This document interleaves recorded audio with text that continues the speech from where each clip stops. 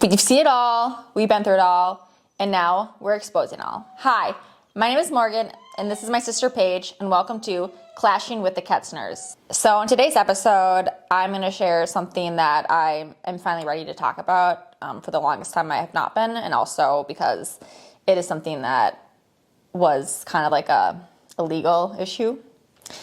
So I actually have had a stalker for 2 years now, and I finally was able to get my closure and find out who this guy was. And it has been a really long 2 years. So start back to where it kind of all started. It was through social media. This one guy off these burner accounts would DM me, send me voice memos, kind of really weird and creepy. Yeah. Like, they would talk about sexual things that he was going to do to me. I'm very used to, fan people, reaching out and saying stuff. But this guy, his messages were just, like, they stood out to me. Like, they were creepy. Like, this was not a typical fan. So I blocked him. Then he reached out to me on Facebook. I blocked him there. I thought it went away for a while because I don't remember hearing from him for almost a year later, a year and a half later. And I did recently make my Snapchat public. And if you guys want to follow me, it's just Morgan Ketzner. So I've been getting more into the Snap field. And this guy has been, messaging me on Snapchat, but I've never really paid attention to it. One day I came back to my apartment and there was red roses sitting at my door outside of my unit. Yeah, and explain to people how long ago this was approximately. Oh, this was just recently. This was in February, right before Valentine's Day. Because on TikTok, I had made some TikTok about if you want something about flowers on February 14th. And I got roses on February 1st, I think. So I get home and there are red roses sitting outside of my unit. And there was a card that said, hi. Let's just say his name is Peter. It said, hi, Peter. That was it. It was not, the roses were not like in a box. Like, it looked like somebody had literally like picked them up from the grocery store and put them in a vase and dropped them off at my apartment. And they dropped it off at your apartment, At my not door. at the complex office, like literally outside They of her knew my door. unit number. Yeah. And so the first thing that goes through my mind is, oh my God, Peter is the guy that I had a situationship with, and we were talking, and he literally up and like ghosted me and blocked me and everything. Now he's coming back to be a gentleman. So I texted my friends. I was like, oh my God, guess who just dropped off flowers at my apartment? And I said, Peter did, and I sent him the message, and my friends were like, oh my God, like, because we thought this guy was like a total like fuckboy, and then here we are thinking, here we go again, like he's delivering flowers to my place. So after a few hours, I was thinking about it. I was debating texting him, which I almost did text him. Thank God I didn't, because he probably would have thought I made this whole shit up and sent myself flowers and took a picture, because that would be my luck. Yeah. But I was thinking, I feel like they might not be from him. And I'm thinking, who has my unit number and my apartment where I live? And I've only lived here for a few months, so who knows my address, let alone my unit number? Time goes by, I go on my Snapchat just trying to figure out who this was. And I had seen that someone responded to one of my stories on Snap that said, oh no, go get home soon before your flowers get stolen. I'm like, wait. This guy That's knows. weird. This guy. So then I open up his messages on Snap. There's like thousands of them on Snapchat. And they were voice memos, like Audio. And this is what his voice audio said to me. It said, so this is kind of awkward, but I went to your place and you weren't home, so I left the flowers at your door. I'm pretty sure your room number is blah, blah, blah.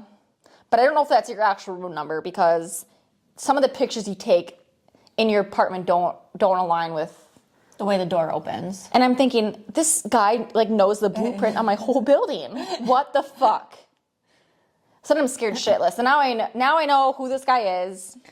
I know his name, or his supposedly name. Yeah. But I don't know his last name, where he lives. I thought he lived in Florida. He could have at this point. Yeah.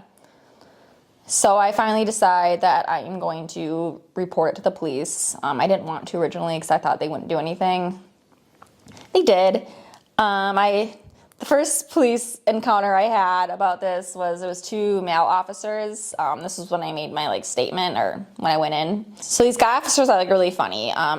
Basically told them, what happened, that I'm a social media influencer model. I have, a big social media presence. So I'm used to this, but this one's weird. And he goes, okay, what kind of modeling do you do? Do you do naked modeling? A police officer asked me if I do naked modeling. I'm like, of course not. Offended that he'd even ask me that. What do I look like? And I was like, no, I don't do naked modeling. He's like, okay, good. This guy is creepy. They're kind of and at this point too, I didn't have his messages because he would delete them after he'd send them. Yeah. And the next thing that this officer tells me is, a beautiful girl like you need protection. You need to buy a gun. And I'm thinking, oh my fucking God. I have a police officer telling me that I need to buy a gun. He basically said that this is, in Florida, we have a thing called stand your ground, which means that if someone, breaks into your place or whatever, you have the right to defend yourself. So he told me to get a gun. And I told him, I said, well, I don't even have my gun license. I don't even know how to hold a gun. And he said, well, you better learn. He showed me the gun he had, like this pistol one, whatever. Yeah. And now I'm just fucking scared to show this because I'm like, now I have an actual police officer telling me to buy a gun. Tell me you live in Florida without telling me you live in Florida, right?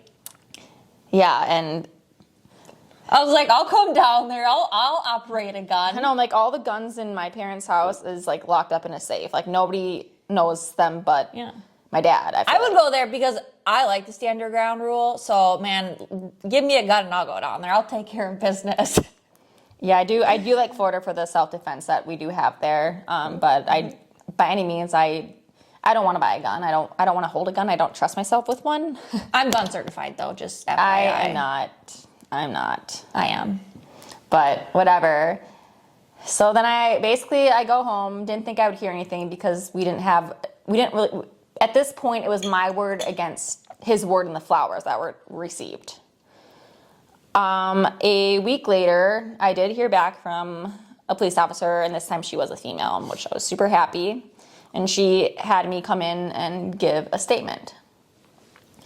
So I go on Valentine's Day to give my statement, right to the police station there in Fort Lauderdale.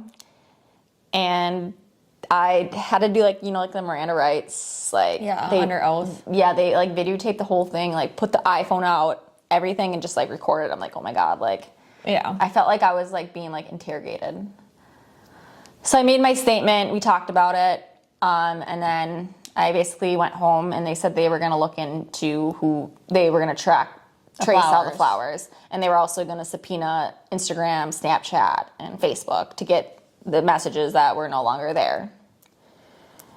So a few days go by. I don't really hear much. My sister has my accounts, and she went on one of my other accounts, my Cocktails with Morgan account, and she found his messages. Yeah. So let me clarify something. So I had her account, and this guy had been sending her messages for probably 2 years. 2 years. And I've seen them, and I usually delete them. Eventually got to the point where I was like, Morgan, these messages are a little weird. So I was like, I blocked him. No, I know. I showed them to you, and I was like, let's just block him. Yeah, because I wanted to text him back and be like, what? Yeah, and I was like, let's just block him. So we blocked him, and then I don't know what I was doing. It was 4 o'clock in the morning. Yeah, Paige just does weird. Paige is an Instagram stalker in the middle of the night. I can figure out anything. But she goes to me, she sends me a screenshot. Morgan, I found who this guy is. I found his Instagram. And this was at 4 o'clock in the morning. Yeah, she's texting me. And she answers, of course. She's freaking out in her apartment. She's like, I can't sleep. This guy, he knows where I'm living. You gotta it's really scary, and when you're in a situation that somebody knows everything about you, who your family members are, where you live, down to your exact unit number. And you have no idea who they are, what they look like, their name, nothing. Like, I was scared to even leave my apartment. I feared my life. So I get this text from Paige, and I go to my other account. There is thousands of messages. Literally thousands. So for the last 2 years, because he was blocked on my main Instagram account. And I haven't used this account for for like 2 years. And I just recently started using it. Yeah, and I went on there and I looked at the messages and I was like, holy shit, I found the messages. This guy, Peter, has literally DM'd me on Instagram for 2 years in a row about 150 messages per day. And these ones he actually didn't delete, surprisingly. Yeah. There was voice memos on there, text messages. Paige, read off some of these messages that this guy had said. So this one, I'm just going to read kind of like a thread because it's essentially just his word because he's not getting a response back for you. So he essentially just... Yes, I have never once... Engaged. These are all messages that he sent me, and I never sent him a single message ever. Okay, so first one. Want to fill you with cum, but also want to shoot it all over your bum bum. I know. Decisions. You should unblock your boyfriend before you break up. So now he thinks he's dating Morgan, even though Morgan has no idea who he is. Yep. Hella hot. Having a girlfriend that lets you put cum in her holes where it belongs. Talk about wife material. Oh. So am I supposed to pull out after fucking and jerking off all over you? Nah, you're taking every drop. Kidding. Okay, now go to the ones that were like they're like more like creep, like threatening. Okay, well this one is I'm getting there because I don't want to go. We don't want to send messages out. No, this one is a little bit different. It says I don't think it'd be too awkward in person, but there's just been too much bullshit. I don't see why there's any reason to continue. Sorry for what I said about hoping you die and all. I hope you meet the love of your life and have again. House with hella cars. This one. Oh, let's see. Let's go to this. There's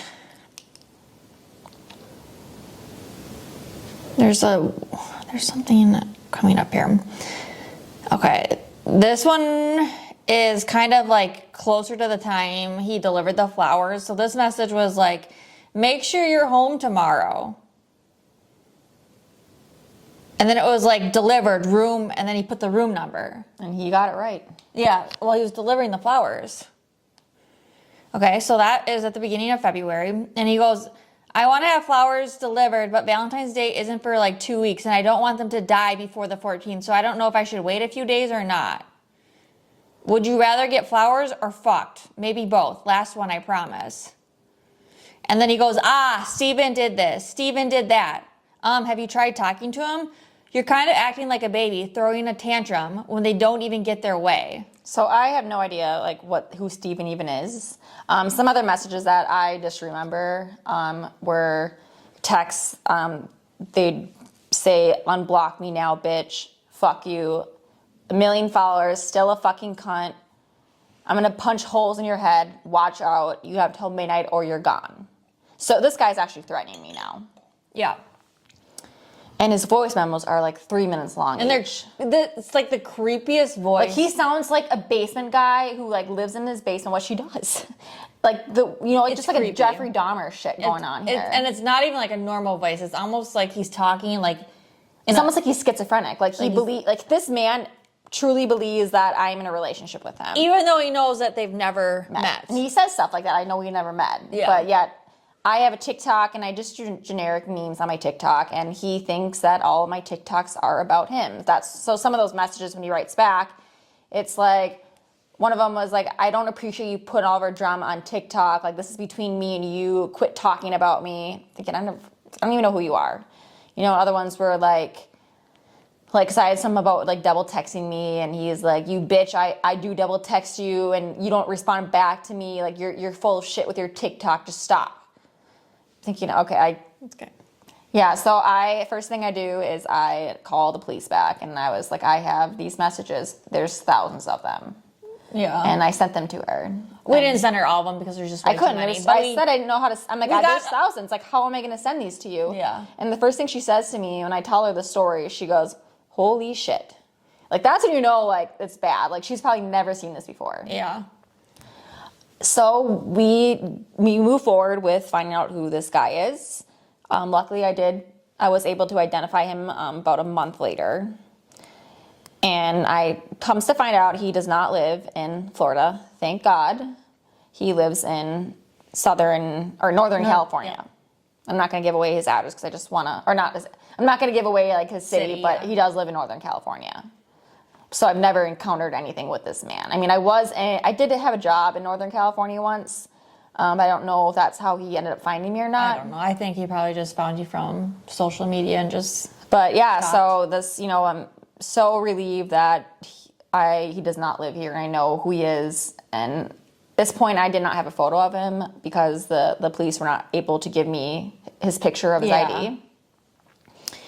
But we did identify him to find out that he lives in a house with all of his relatives, his mom, dad, grandma, aunts, uncles, everyone in his family is registered at his house address. And this house is pretty big. Like, Yeah. I've seen it. Yeah.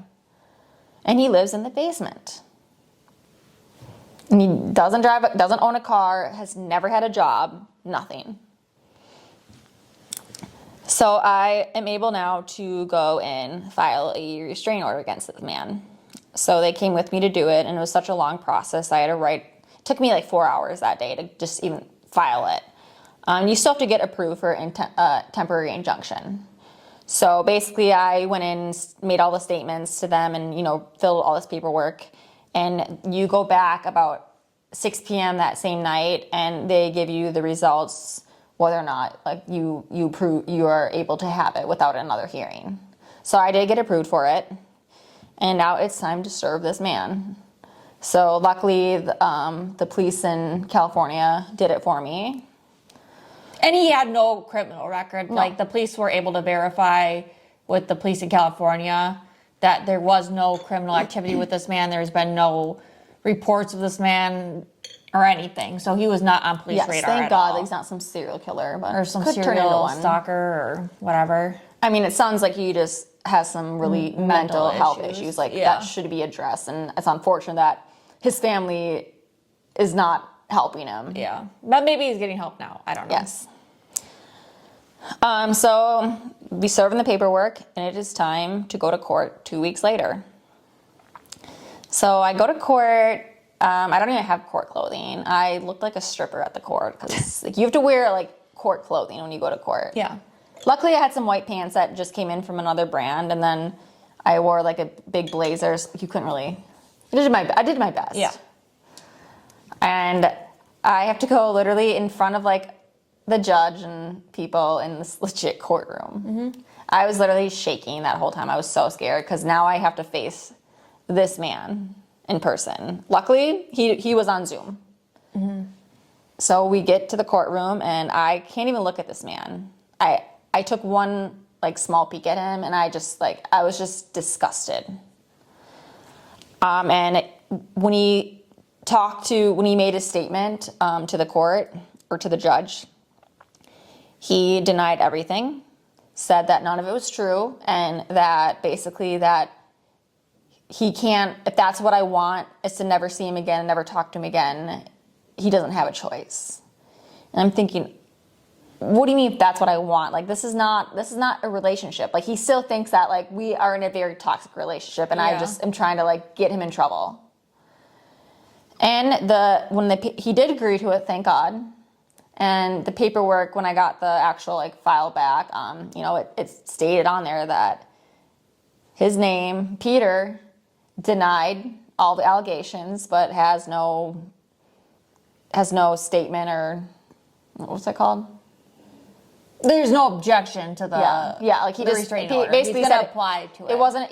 He said it wasn't true, but he wasn't. It wasn't going to fight it. He wasn't going to fight the restraining order. Yeah. So I got a 1-year restraining order. It was like the biggest relief of my life. I am still working with the police on other legal aspects, which that's stuff that I cannot share right now. But yeah, this stalking, it really changed like my life. And in all honesty, like I'm very grateful that I was not home. Also, one thing I want to make clear too is that we originally thought it was him that was at my apartment, and it was not. He had paid some third-party service, which I don't think I shared that. Yeah. But we thought it was him originally. Yeah, we weren't sure. But obviously he still had my room number and... Yeah. I mean, he knew enough to figure out where you lived. But yeah, it's, I mean, in some ways I'm grateful, like, I guess how it happened, because like sometimes you just get really carried away with your life and you kind of just are forgetful, and it made me really be more mindful of like, hey, you know, be careful where you post. Don't take pictures here, you know, check your surroundings. And because I usually do, but like this was like, I mean, if some guy would have knocked on my door with flowers, I probably would have answered it. And now I know like, unless you know they're coming, don't answer your door. Mm-hmm. So, I mean, I upped all my securities around me. Luckily, he has not contacted me since. I actually believe that he has deleted his social media. I think all of it. Yep. Or that we're aware of anyway. Yes. So. But I have not heard from him, so I really hope that he's getting the help help that he needs, because it is... Obviously, there's some kind of issue that needs to be addressed and mentally taken care of. And so I just kind of want to talk about stalking. This is for guys and girls. I mean, if you are a victim of stalking, you should say something. Because, like, with social media and, like, just the way, like, life is going, it is so easy to stalk somebody, and it's just the tip of your fingertip, like, the tip of your fingers. Mm-hmm. And there are more laws now that do protect people against like cyber stalking. And so now I would like to be like an advocate, you know, for stalking for people, because it is really scary. It was one of the scariest moments of my life, fear in your life, not like thinking like I've had dreams about this guy coming into my house, into my apartment and stuff. Like that's how bad it was. But yeah, if you do see something, say something, because at the end of the day, if it's not you they're stalking, it's probably going to be somebody else. So if you're aware of it, we need to put an end to cyber stalking. To kind of wrap it up here, I think stalking is something that not everyone deals with, but a lot of like people in the public eye deal with. I mean, you hear of like Taylor Swift having stalkers who show up at her house. Mm-hmm. The Jenners, the Kardashians. Mm-hmm. So I think it's like just an experience that a lot of people don't necessarily probably always like have. Most of the time stalkers typically are someone that like a lot of times it's usually like ex-boyfriends or girlfriends. Yeah. Like this is like a complete stranger. This is a man I've never met. I have no idea who he is. Yeah, like a complete random. And that's like for celebrities, most of the time it is like. And there obviously are stalking that's not celebrity too, because I mean people, I mean, look at the Idaho murder case, that was a stalking victim, or the one girl from Wisconsin. I mean, so that it's not just to say that only celebrities deal with it. I feel like they just have a higher chance of dealing with it because they have a lot more people that are like infatuated and that just like pay attention. Yeah. But luckily for them, they have a lot security. They have the money for security. I don't have money for security like that. I can't have someone sit outside my apartment all night long. But yeah, so that was kind of one of my first, I guess, like one of my experiences that I wasn't ready to share for a while, just because I didn't know who he was, and it was a case that we were working on. Yeah. And now that you've kind of got closure with the restraining order, and then hopefully going forward, like he just I mean, yeah, because it is only 1 year. It is only a 1 year restraining order at this point, which I do have the opportunity to extend it. But like I said, I am still working with Fort Lauderdale police to make sure that I'm fully taken care of and protected. Yeah. So if you're a victim of stalking, say something, because people will help. People will hear your story. We've seen it all, we've been through it all, and now we're exposing it all. Thanks for watching Clashing with the Kesters. See you next week.